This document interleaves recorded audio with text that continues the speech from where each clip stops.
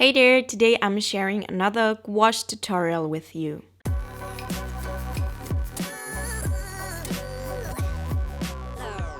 So at first I used some washi tape again so that we can have clean borders. And by the way, I used acrylic gouache for this video, but you can use any kind of gouache.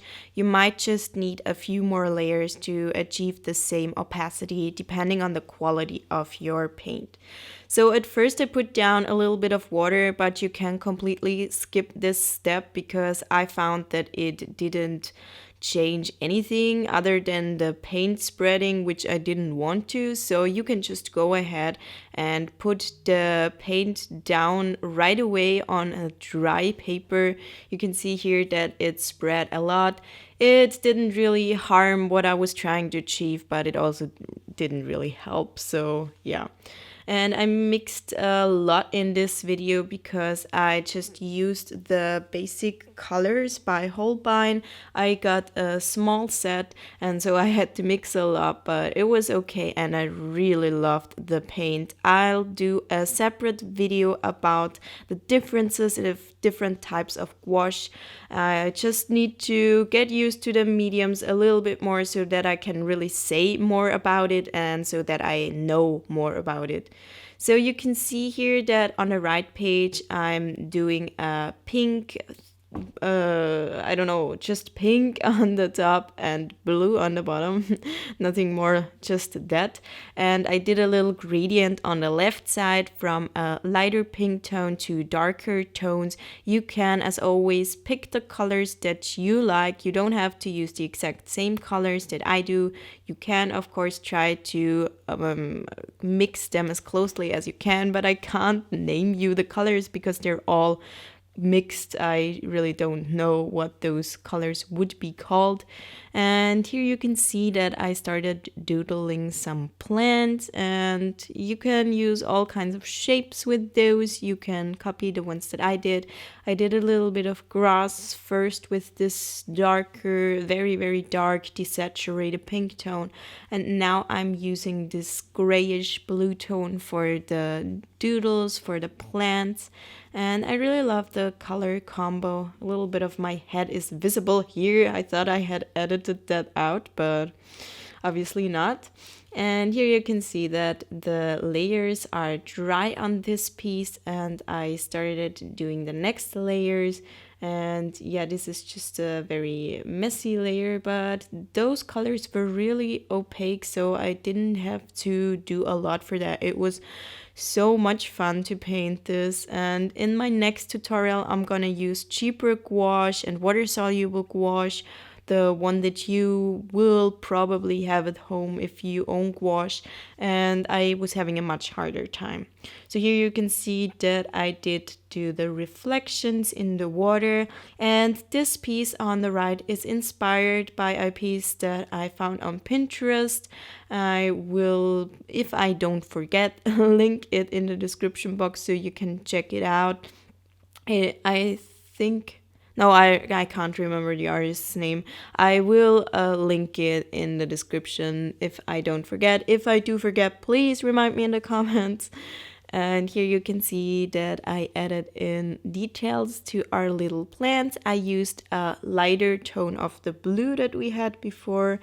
And I was being really careful to use my paint quickly this time because this paint will dry and you can't reuse it, but it is a big advantage if you do an illustrated layer piece like that, so you don't reactivate the layers that are below.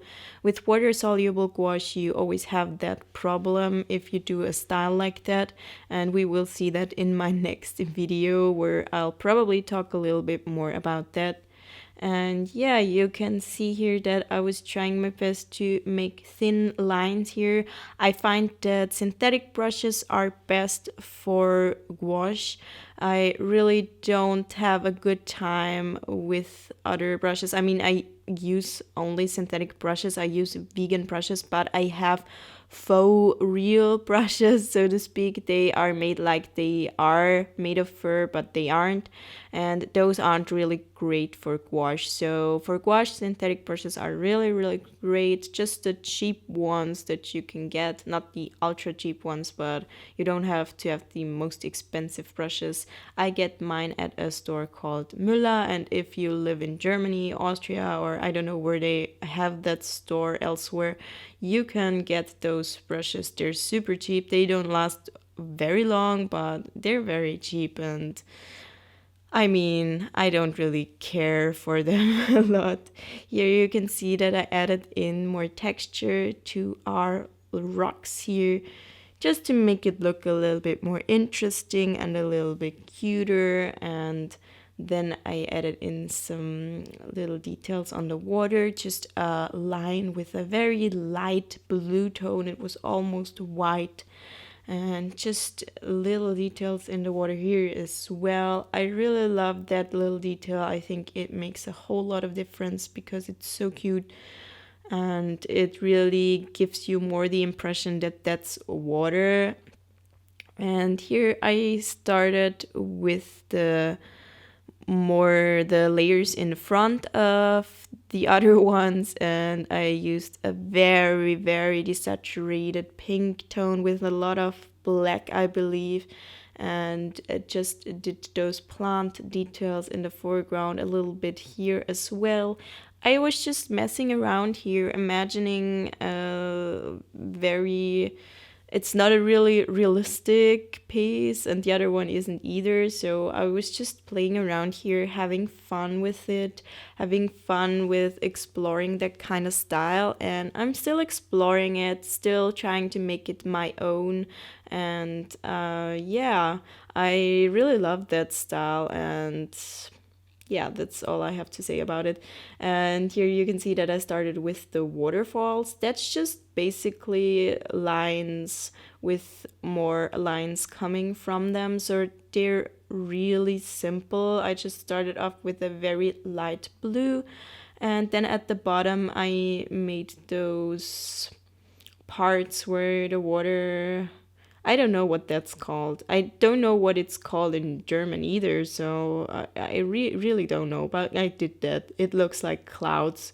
Let's just call it water clouds. I used a very, very light tone for that.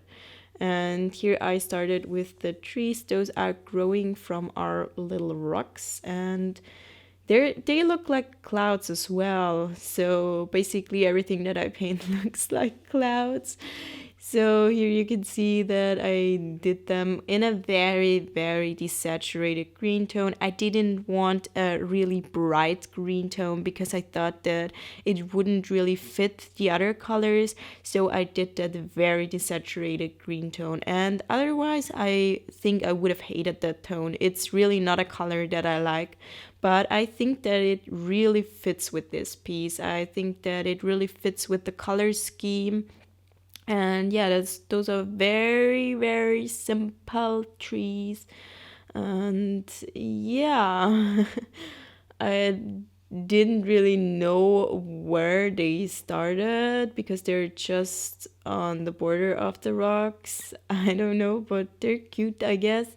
So here's the sun. It's a very light tone, and depending on your paint, you might need a lot of layers for that. I was so impressed with the Holbein acrylic gouache. I really love it. It's crazy expensive and super hard to get for me. It's really hard to get in Europe. I don't know if it's easier somewhere else, but in Europe it's really hard to get it.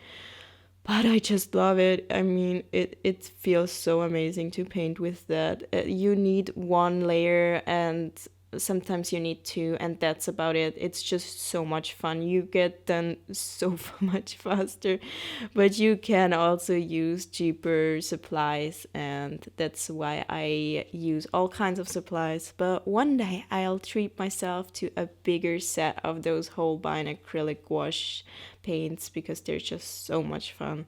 And I did those little borders on our waterfalls just to add a little bit more dimension, and also those lines in the middle so that we can really know that this is water and it's moving. And I think that it adds a lot. It makes it so much cuter and I really like it.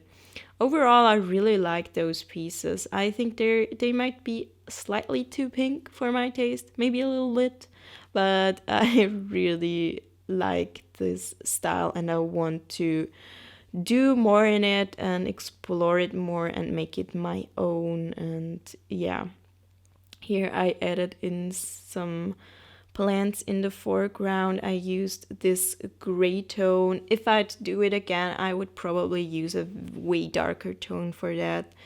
And here you can see that I added in the next layer on the left piece, just doing basically the same thing again that I did before, but with a darker color. I think that this time I was using black straight out of the tube. And here you can see that I added in more dimension and more details to those plants in the foreground.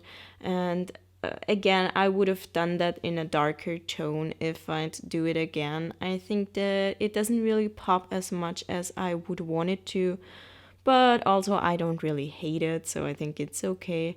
And again, I was trying my best to keep those lines thin, which isn't as easy with gouache, especially if you are working with a lighter tone on a darker tone. This is really tricky.